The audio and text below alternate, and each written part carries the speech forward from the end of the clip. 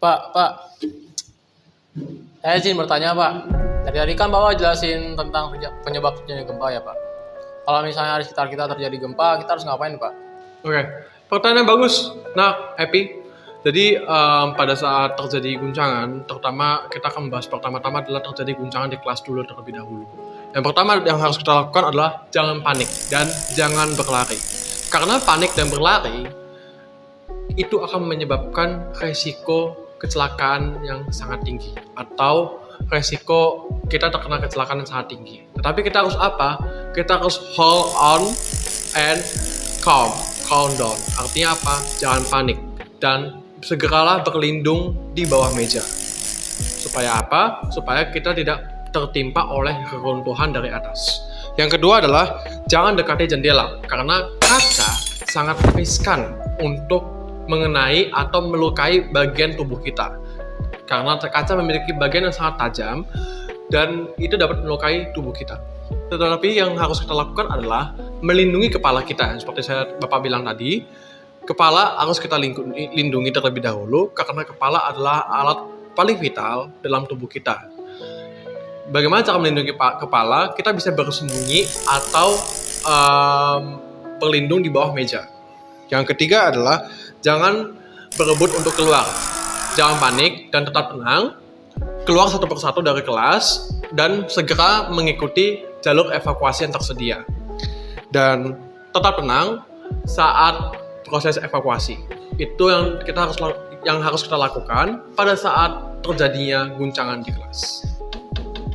Jadi Pak, izin nanya, kita tuh sebagai murid harus mempersiapkan apa ya jika terjadi bencana di SMA Santo Yosep ini? Oke, pertanyaan bagus sekali Nak Leon. Jadi, di sini Bapak akan jelaskan apa saja sih yang kalian harus lakukan sebelum terjadinya gempa bumi ini. Yang pertama adalah kalian harus kenali titik-titik atau jalur evakuasi pada sekolah ini. Karena sekolah sudah menyediakan jalur evakuasi bencana ketika bencana itu terjadi. Jadi kalian harus mengikuti arahan dari jalur evakuasi itu supaya kalian selamat dari bencana ini. Yang kedua adalah selalu menyiapkan barang berharga kalian. Jangan sampai barang berharga kalian itu jauh dari kalian. Dan siapkan juga alat komunikasi seperti handphone untuk menghubungi teman-teman kalian yang masih terjebak. Sehingga tidak ada yang lost contact dan semua dapat dihubungi dan akhirnya semua selamat. Dan yang ketiga adalah mengikuti setiap pelatihan atau simulasi yang telah diajarkan sebelumnya. Jadi anak-anak, apakah kalian sudah mengerti apa yang Bapak sudah jelaskan sebelumnya mengenai apa saja sih yang harus kalian lakukan sebelum terjadinya gempa bumi ini? Kalau gempanya udah selesai, kita habis itu ngapain? Oke, pertanyaan bagus sekali. Aduh, maaf ya Bapak lupa jelasin pada saat terjadi evakuasi itu kita harus ngapain aja. Oke, jadi yang pertama yang harus kita lakukan adalah jangan pernah menggunakan lift. Semisal sekolah ini mempunyai lift.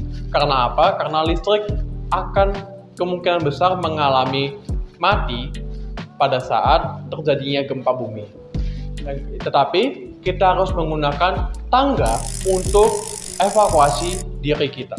Karena tangga adalah hal yang paling memungkinkan untuk membuat kita selamat. Yang kedua adalah jangan pernah kembali lagi ke kelas dengan alasan apapun itu. Tetapi ikuti setiap instruksi guru yang sedang menginstruksikan atau sedang mengarahkan evakuasi pada saat terjadinya gempa. Tapi Pak, setelah kita evakuasi, kita harus ngapain lagi Pak? Pertanyaan bagus sekali Kak Risma. Jadi, Bapak akan jelaskan apa saja yang kita harus lakukan setelah melakukan tadi evakuasi tersebut. Yang paling utama adalah kita evakuasi diri ke titik kumpul. Di sekolah menyediakan titik kumpul berupa lapangan. Lapangan merupakan titik kumpul yang paling selamat dari gempa. Yang pertama adalah jangan pernah untuk keluar dari barisan. Karena apa? Karena sekolah akan melakukan pendataan lagi siswa dan siswinya supaya tidak ada satupun yang hilang.